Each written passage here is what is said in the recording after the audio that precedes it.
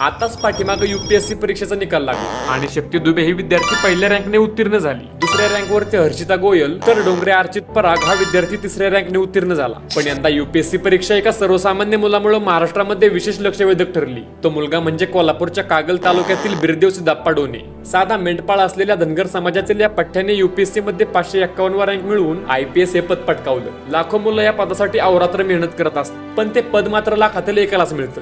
जेव्हा UPSC परीक्षेचा निकाल जाहीर झाला तेव्हा बिरदेव हा पाडक्या माळाला आपल्या मेंढ्या चारत होता. एका मेंढपाळाच्या लेखानं आबळाला गवसणी घातले असं म्हणणं वावगं ठरणार नाही. बिरदेवचं हे यश नक्कीच संपूर्ण धनगर समाजासाठी एक अभिमानाची गोष्ट ठरली आहे. बिरदेवने UPSC मध्ये यश पटकावून लाखो मेंढपाळ, गरीब आणि वंचित समाजातील येणाऱ्या पुढच्या पिढ्यांना मार्ग दाखवला आहे. त्यामुळे बिरदेवसाठी एक वाक्य हमखास म्हणावंसं वाटतं की बिरदेव तू फक्त IPS झाला नाहीस तर येणाऱ्या पुढच्या पिढ्यांसाठी तू देव बिरोबा झाला आहेस. आम्ही सदा प्रेरितच्या परिवारातर्फे तुझं मनापासून अभिनंदन आणि तुझ्या पुढील वाटचालीस तुला खूप खूप शुभेच्छा.